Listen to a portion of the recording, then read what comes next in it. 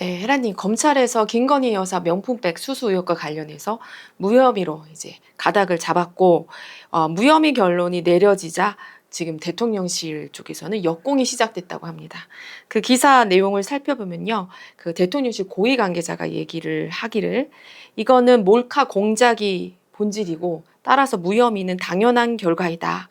그리고 함정을 놓은 사람이 아닌 함정에 빠진 사람을 1년 동안 몰아세우는 건 문제가 있다, 이렇게 주장을 했습니다. 이 발언을 보면 김건희 여사가 결국은 피해자다, 이런 내용인데요. 혜라님, 이거에 대해서 어떻게 보시나요? 그 대통령과 대통령실이 딴 세상에 살아. 딴 나라 세상에. 국민의 민심을 진짜 모르네. 너무 모르네. 이 정권은 그래서 문제인 거야. 일부러 그러는 것 같으면 국민 마음을 이해 안 해주려고 일부러 고집 부리고 있어. 그럼 고집은 아는 상태지? 그러면 사랑받으려면 고집을 꺾어야 된다는 걸 알면 꺾을 텐데 고집 부리는 줄 몰라요. 왜냐면 국민 민심이 이렇다는 걸 알면 나는 달라. 그래서 내 고집을 부리는 게 아니라 이분들은 아예 모르네. 어떤 국민이 이렇게 무혐의 판결 나올 줄 모르는 국민이 있을까? 다 예상했던 일이야. 이제까지 사과도 안 하고 고집 부리면서 자기 잘못 인정 안 했는데 가장 권력의 정점에 있는 대통령과 영부인이 검찰을 다 쥐고 있잖아. 검찰총장도 하고 해서. 거기서 결론이 무혐의 나올 거 뻔하지. 네, 이미 뭐 출장 조사하고 이럴 때부터 예상된 결론이었죠. 예상된 결론이지. 거기 핸드폰 압수하고 나서 조사했다고 여론에 나오는데 국민들이 예상했어. 예상한 결과대로 나왔으면 그냥 자숙하고 있어야 돼. 그렇잖아? 네. 근데 자숙을 안 하고 이제 또 입을 벌리네. 피해자라고 하면서. 이럴 때 국민 마음을 너무 이해 안 해준 거야. 왜냐, 국민은 미움이 올라왔어. 거봐, 생각대로 됐네. 그러면 만약에 무혐의가 안 나오고 만약에 법에 뭐 위배된다 이렇게 나왔다면 그러면 어떻게 됐을까? 국민이 처음에는 그럴 줄 알았어 하지만 이해받는 느낌이 올라오면서 좀 오히려 가라앉았을 거야. 민심이 오히려 가라앉았어. 그러니까 이 정권은 미움을 이제 조금 덜 받고 내려가. 근데 이게 역시나 고집 부리고 자기들 잘못을 인정 안 하네? 이렇게 생각이 되니까 국민은 미움이 올라온 상태에서 거기서 미움 올라온 사람 앞에서 피해자 코스프레 하네? 이제까지 1년 동안 내가 미움받은 게 억울해. 나는 몰카 공작, 함정 취재 받은 것 뿐이야. 이렇게 얘기하니까 국민은 화가 나는 거야. 어떤 사안에 대해서 항상 내가 잘못한 것도 있지만 내가 피해본 것도 있고 가해자 피해자가 하나거든. 그래서 둘 다 맞는 얘기야. 피해자 맞아. 하지만 그것만 보고 있잖아. 국민 입장에서 보면 가해자도 맞거든. 그렇죠. 부적절한 처신을 해서 국민을 힘들게 했잖아. 어느 영부인이 그래 그 디올백을 받겠어. 그리고 본인이 영부인이 아니면 디올백을 줬겠느냐고. 거기서부터 문제인 거야. 권력하고 연관이 없다? 아니 그러면 아무나 시장통 아줌마도 갖다 주나 디올백을? 뭔가 권력 있는 영부인이니까 디올백을 갖다 준 거야. 권력과 연계해서 생각해보면 그치? 네. 박근혜 대통령이 어떻게 들어갔어? 최순실과 같이 포괄적 뇌물 공여죄. 경제적 공동체라며 둘이 모르는 낯선 남남인데도 근데 부부는 그게 적용이 안 되나? 그걸 판결한 사람이 윤석열 대통령인데 내로남불하고 있잖아.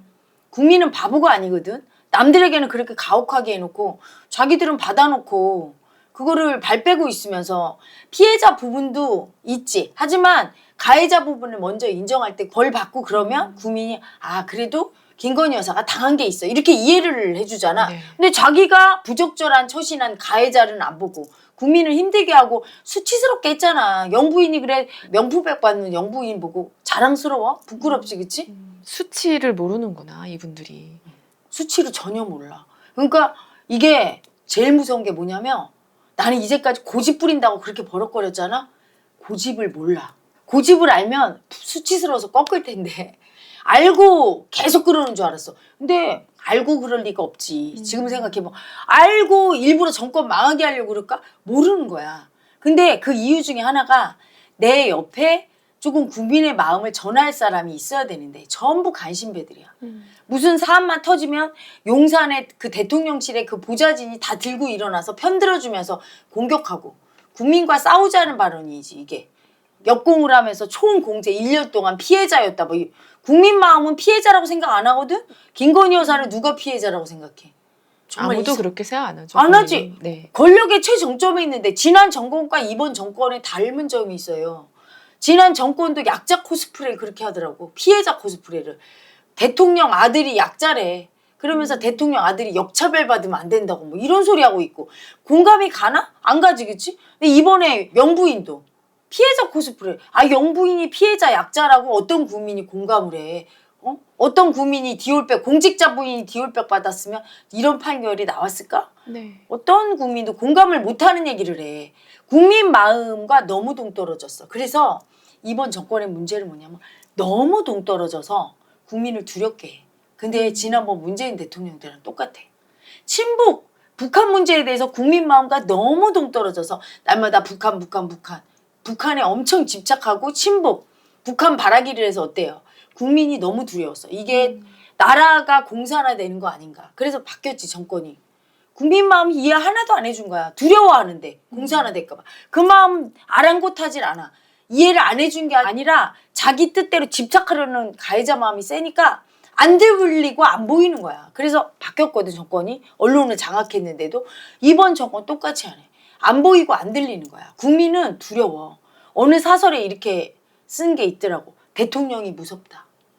왜 무서우냐면 이제까지 한 번도 어떤 사안을 얘기할 때 국민이 그래 우리랑 같은 이슈로 같이 얘기한 적이 없어. 대통령과. 예를 들면 이거야. 아버지가 같이 늘 밥 먹고 이렇게 얘기하는 자리에서 혼자 딴소리를 해. 우리 가족은 궁금한 게 앞으로 어떤 아파트에 이사 갈까 뭐 이런 게 궁금한데 아버지는 사람은 말이지 옛날에는 말이지 이렇게 했었어. 하면서 다른 얘기를 하고 우리는 하나도 궁금하지도 않고 중요하지도 않은 얘기하면서 쓸데없는 얘기를 하고 우리는 지금 급해. 아파트 어디로 갈까? 이거부터 결정합시다. 뭐 이러는데 자꾸 딴소리해. 그런 아버지와 같아. 그런 아버지를 보면 우리 아버지가 정신이 이상한 게 아닐까? 너무 두렵지. 말이 안 통하니까. 완전히 괴리가 너무 되어 큰 있는, 거지. 네. 그러니까 뭐 홍범도 장군 동상 이전할 때도 홍범도 동상 이전이 지금 왜 그걸 얘기해야 되는지도 모르고 아주 그것중 미쳐서 이념에 미쳐있는 몇몇 사람들하고만 공감되는 얘기를 하고 대다수 중도층 국민들 60, 70% 국민은 저걸 왜 얘기하지? 이런 얘기를 혼자 하고 갑자기 뜬금없이 그냥 정신 승리하는 발언. 반국가 세력을 얘기할 때 국민은 반국가 세력 내 옆에 누가 있어요? 좀 얘기를 해주면 때려잡고 싶어. 본 적이 없는데 그런 식의 얘기를 해. 너무 발언이. 그때도 대파 논란이 이런 게 그거잖아. 네. 국민은 다 몇천 원인 걸 아는데 정부 고위 강요들은 대통령한테 그걸 좋은 일에도 해야 되는데 800 몇십 얼마라고 그걸 언론에 내보내. 그럴 때 국민은 너무 두려워. 왜냐하면 우리가 더불어 사는 세상에 내 동료가 딴소리를 해도 너무 무서울 텐데 이거는 우리 조직의 수장, 즉 사장님이나 우리 조직의 대표가 딴소리를 안 해. 우리가 제일 중요하게 생각하고 관심사는 얘기를 안 하고 혼자만의 세상에서 얘기할 때는 그건 고집은 싸우기나 하고 꺾기라도 하지. 이건 고집도 아니야. 아예 그냥 자기만의 세상이 따로 살아. 그러니까 너무 두려운 거예요. 문재인 대통령도 고집 부렸다고 표현했는데 사실은 고집이 아니었던 거야. 왜냐하면 너무 마음을 버려서 그냥 자기 마음밖에 없어. 남의 마음은 아예 몰라. 그런 사람은 진짜 수장하면 위험한 거예요. 왜냐하면 수장은 제일 큰 임무가 뭐냐. 모든 조직원들, 모든 그 단체 안에 모든 구성원들의 마음을 다 이해해서 가장 원하는 쪽으로 끌고 가는 거야. 그 마음이 원하는 쪽으로 끌고 가야 되는데 구성원의 마음을 모를 때 오직 내 뜻대로 하지. 근데 내 뜻이 또 완전히 괴리돼 있어. 구성원과 다른 세상에 살아. 이럴 때 굉장히 문제가 있는 거지. 네. 근데 이번에 윤 대통령도 더 심하네. 문재인 대통령보다 증상이. 깜짝 놀랐어요. 고집 꺾어라 했는데 이제는 그 말 안 하려고. 고집 부리는 줄도 모르고 고집이 아니야 저건. 너무 버려서 그냥 딴 세상에 살아요. 고집이란 뭐야? 내가 이 사람과 의견이 다를 때 막 싸우면서 내 의견을 안 굽히는 거거든? 근데 그게 아니라 아예 상대의 마음을 버려서 내 마음밖에 없고 뭐 내가 맞다 틀리다가 아니라 당연히 내가 맞는 거야. 너무나 이건 확실해. 이러고 아예 들을 생각이 없어요. 안 들려. 그 상태니까 이럴 때는 고집 부린다고 하면 안 되는 거지. 고집을 아예 모르니까. 마음을 완전히 버리고 딴 세상에 사니까 독재자라고 하는 거예요. 그걸. 그래서 문재인 대통령도 독재자 마음이고 이번 윤 대통령도 독재자 마음이고 이재명 대표도 독재자 마음이야. 이재명 대표도 나와 요만큼이라도 의견이 반대인 사람은 어때요? 아무도 안 두잖아. 이번에 깜짝 놀랐어. 최고위원 전당대회 때 그 똘똘해 보이던 이현주 의원까지 다 박수치면서 먹사니즘, 우리의 이재명 아버지 이러는데 사람 등신 만드는구나 다. 권력이 참 뭔지 거기서 아예 그냥 단 한마디도 정봉주랑 그 김두관 그 사람들은 다 쫓겨났잖아 일거에. 그래서 완전히 자기만의 왕국을 만들었어. 이재명의 민주당이 아니라 그냥 독재자 이재명이 된 거야. 그래서 이 한반도 땅의 민주당은 북한 노동당을 보는 듯한 느낌? 네. 우리의 김일성 수령님 찬양하는 그런 느낌이잖아. 그걸 볼 때 국민은 두려워, 중도 국민은. 근데 이재명은 덜 두려워, 윤 대통령보다. 왜? 권력을 잡지는 않았거든, 아직. 그래서 윤 대통령 탄핵을 안 하는 거야. 탄핵하면 이재명이 대권에 가장 유력하지. 대통령 될 것 같아. 무서워, 이 사람도. 똑같이 해, 윤 대통령이랑. 아예 뭐 자기만의 왕국에서 말을 안 듣잖아. 절대 말을 안 듣지, 그치? 근데 고집도 아니야. 그냥 내가 무조건 많고 우매한 국민들은 따라와야 돼. 내가 너무 똑똑해, 그냥. 국민 마음을 대변하는 게 대통령이거든. 한 60, 70%의 국민 마음을 이렇게 합산해서 그걸 대표해야 되는데 그게 아니야. 국민 마음은 다 버리고 나만 딴 세상에 있어. 이게 지금 이재명 대표와 윤 대통령이거든. 고집을 넘어선 그냥 독재자 마음이에요. 국민의 민심이 누구를 지지해야 될지 지금 갈팡질팡 모르는 상황인 것 같아요. 너무 무섭지, 그런 마음을 보면. 조직과 완전히 괴리돼 있잖아. 그러니까 국민은 너무 두려워. 더군다나 앞에 가는 수장이 그러고 있으면 그 두려움 때문에 지난번도 정권이 바뀐 거야.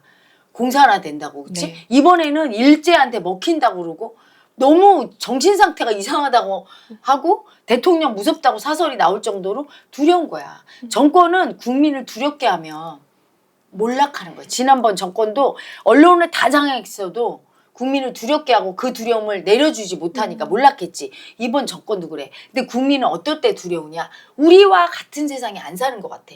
조금 고집 부려도 그걸 결기로 봐줄 수는 있거든. 예를 들어 민노총이나 의사단체랑 할 때는 지금 우리도 원하는 거야. 그치? 민노총 저거 버릇 고쳐야 되고 의대 정원도 확대해야 된다고 느껴. 이렇게 같은 문제를 할 때는 안 두려워. 고집 좀 부려도 화가 나도 안 두렵거든. 근데 전혀 다른 얘기해. 홍범도 얘기하고 갑자기 극우 뭐 뉴라이트? 네. 뭐 난 처음 들어봤어. 뭐 그런 얘기를 하고 우리 현실에서는 아무도 관심 없는 얘기를 혼자 할 때 무서워.